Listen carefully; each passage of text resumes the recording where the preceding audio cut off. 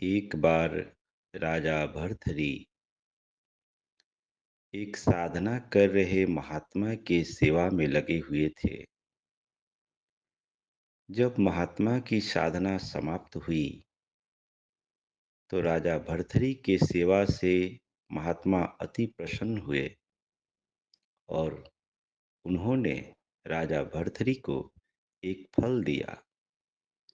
एक फल देते हुए उस महात्मा ने कहा कि राजन, यह दिव्य फल है। इसे जो खाएगा वह सुंदर रहेगा, स्वस्थ रहेगा और दीर्घायु होगा। राजा उस फल को ले लिए और महात्मा से विदा लेकर वह अपने राजमहल की ओर लौट गए। रास्ते में उनके मन में विचार चला कि मैं तो स्वस्थ हूँ, सुखी हूँ। मैं अपने रानी से बहुत प्रेम करता हूँ। यह फल मैं रानी को दे दूंगा। रानी इस फल को खा लेगी तो सुंदर का सुंदर ही रहेगी, स्वस्थ रहेगी और दीर्घायु होगी। यह सोचकर राजा जब राजमहल में पहुंचे, उस फल को रानी को दिखाते हुए उसकी विशेषता बताए कि देखो, एक महात्मा ने हमारी सेवा से प्रसन्न होकर यह दिव्य फल हमें भेंट किया है। मैं चाहता हूँ कि तुम इस फल को खा लो ताकि तुम हमेशा स्वस्थ रहो, सुंदर रहो और दीर्घायु रहो। वह फल देकर राजा अपने राजकाज में लग गए। रानी उस फल को लेकर के मन में विचार करने लगी कि मेरा सच्चा प्रेम तो राजा से नहीं, मेरा सच्चा प्रेम तो नगर के एक नवयुवक से है। क्यों न यह फल मैं उसे ही खिला दूं ताकि वह सुंदर, स्वस्थ और दीर्घायु रहे। यह सोचकर उस नवयुवक को रानी ने बुलवाया और उस फल को देते हुए उससे कहती है कि देखो, यह दिव्य फल है। महाराज ने हमें दिया है, लेकिन मैं तुमसे बेहद प्रेम करती हूँ।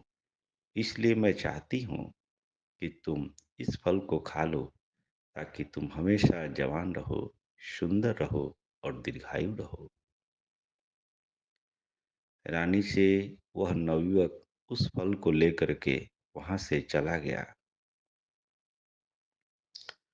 और वह भी अपने मन में विचार करने लगा कि यह फल तो हमें उसे खिला देना चाहिए जिससे मैं प्रेम करता हूँ।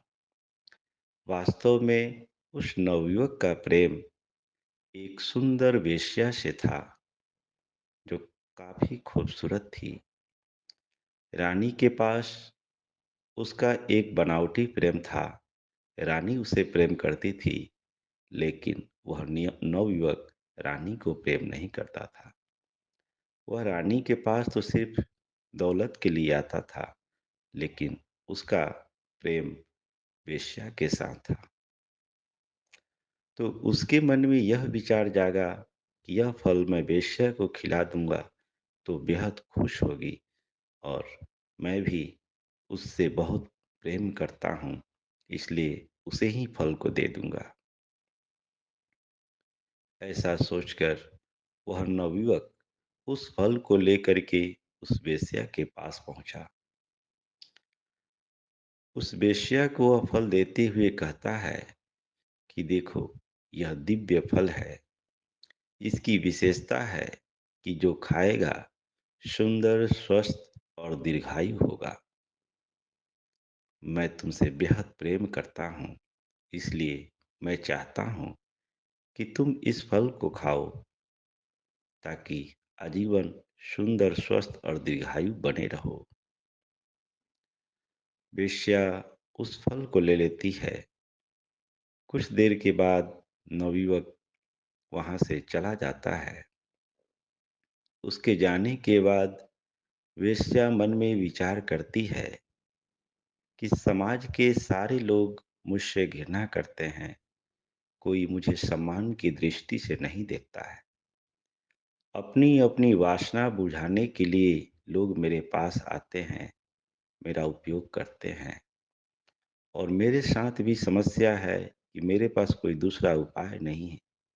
मैं अपनी आजीविका चलाने के लिए यह बुरा कृत्य करती हूँ, लेकिन मैं दुखी ही रहती हूँ।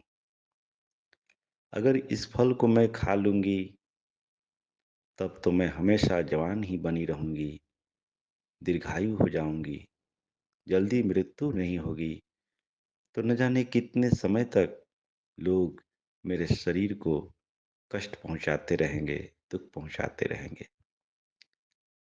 अगर मैं बूढ़ी हो जाऊँगी, तो लोग मेरे पास आना छोड़ देंगे, लेकिन मैं जवान का जवान ही बनी रह गई, तो लोग मेरे पास आते ही रहेंगे और मेरा उपयोग करते रहेंगे। तो मैं तो पापिन हूँ, मेरे जैसे स्त्री को ऐसे दिव्य फल खाने का कोई अधिकार नहीं है। इस फल को तो कोई योग्य व्यक्ति को खाना चाहिए और विचार करने लगी कि इस राज्य में सबसे योग्य कौन है जो इस फल को खा सके। वह विचार करते-करते उसके नज़र में राजा भर्तृहरि आए। उसने सुन रखा था कि राजा भर्तृहरि अपने प्रजा से अधिक स्नेह करते हैं, अपने प्रजा को पुत्र की भांति प्रेम करते हैं। अगर ऐसा राजा इस फल को खाएगा तो आजीवन स्वस्थ रहेगा, दीर्घायु होगा। तो ऐसे राजा से राज का विस्तार होगा। ऐसे सोचकर वह राजा कब अकेले रहते हैं, मिलने के लिए उसने योजना बनाई। उसे पता चला कि सुबह के समय जब राना राजा स्नान करने के लिए नदी में जाते हैं, तो उस समय वह अकेले होते हैं। वह वेश्या फल को लेकर के नदी के किनारे पहुंच गई। राजा भर्तृहरि नदी से स्नान करके जब लौटे, तो वह वेश्या हाथ जोड़कर प्रार्थना करते हुए कहती है कि महाराज, मैं आपसे कुछ बोलना चाहती हूँ। राजा भर्तृहरि बोले कि बोलो, तुम कौन हो और क्या कहना चाहती हो? उसने कहा कि महाराज, यह दिव्य फल है। यह फल मेरे पास मेरा एक प्रेमी लाया है, लेकिन महाराज, इस फल की इतनी विशेषता है कि इस विशेषता को देखकर हमने इस फल को खाया नहीं। इस फल की ये विशेषता है कि जो खाएगा सुंदर, स्वस्थ और दीर्घायु होगा। तो महाराज, मैं तो वेश्या हूँ और मैं नीच हूँ, मैं पापिन हूँ। मेरे जैसे व्यक्ति को ऐसे दिव्य फल खाने का कोई अधिकार नहीं है। आपसे विनती है कि कृपया करके इस फल को आप खाएँ, क्योंकि आप अपनी प्रजा से बहुत स्नेह करते हैं, बहुत प्रेम करते हैं। आप जैसा राजा अगर इस फल को खाएगा तो सुंदर, स्वस्थ और दीर्घायु होगा। तो महाराज, राज का विकास और विस्तार होगा। वह फल राजा उससे ले लिए। वेश्या चली गई। राजा लेकिन राजा का मन अब अशांत हो गया, क्योंकि वह फल तो उन्होंने अपनी रानी को दिया था और रानी से यह फल वेश्या तक कैसे पहुंच गया।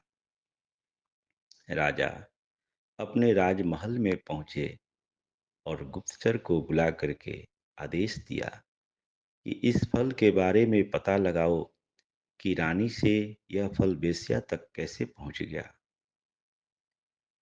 शाम होते होते गुप्तचर सारी जानकारी एकत्र करके राजा के राजमहल में पहुंचा और उसने सारी बात राजा को बता दी कि महाराज, आप रानी से बेहद प्रेम करते हैं, लेकिन रानी उस नवयुवक से बेहद प्रेम करती है और वह नवयुवक भी रानी से इतना प्रेम नहीं करता उसका प्रेम एक वेश्या के साथ है। और वेश्या भी नवयुवक से प्रेम नहीं करती, वेश्या तो सिर्फ पैसे से प्रेम करती है। और उसने अपना सही अधिकार समझकर वह आपको लौटा दिया। यह बात सुनकर राजा विस्मित विस्मित अवस्था में पड़ गए, आश्चर्य से भर गए कि अरे! मैं जिससे प्रेम करता हूँ, वो किसी और से प्रेम करती है। और आश्चर्य ये है कि वो जिससे प्रेम करती है, वह भी किसी और से प्रेम करता है। यानी किसी को किसी से प्रेम नहीं है। हर व्यक्ति का प्रेम अपनी इच्छाओं से है। संसार में हर व्यक्ति एक दूसरे को धोखा ही दे रहा है। हर व्यक्ति प्रेम का नाटक ही कर रहा है। कोई किसी से प्रेम नहीं करता। यह बात राजा के मन में इतना गहरा बैठा कि वह एक दिन राजपाट का त्याग कर सन्यासी बन गए। मित्रों, वास्तव में हर मनुष्य अपनी इच्छाओं से प्रेम करता है। जब कोई व्यक्ति हमारी इच्छाओं को पूर्ति करता है, तब तक हम उससे प्रेम करते हैं। वही व्यक्ति अगर हमारी इच्छा की पूर्ति करने में बाधक बनने लगता है, तो वह हमारे लिए घृणा का पात्र बन जाता है। हम इतना स्वकेंद्रित प्राणी हैं, हम अपने आप को इतना महत्व देते हैं कि अपनी इच्छाओं के सिवा हम किसी से प्रेम नहीं करते हैं। और यही कारण है कि मनुष्य जीवन में दुखी रहता है, अशांत रहता है। इन ऐसे प्रेम से ऊपर उठने की ज़रूरत है। जिस दिन मनुष्य के भीतर पूर्णतः प्रेम प्रकट होने लगेगा, तो वह संसार के सारे प्राणियों से प्रेम करेगा। और तभी कोई व्यक्ति सच्चे सुख, सच्ची शांति को प्राप्त करता है। हमारी आशा है कि आप सब भी ऐसे ही प्रेम को प्रकट करने में अपने पुरुषार्थ दर्शाएं। आप सबका मंगल हो, सबका कल्याण हो, सबका भला हो, सबकी स्वस्ति हो, सबकी मुक्ति हो, चहुँ ओर सुख हो, चहुँ ओर शांति हो।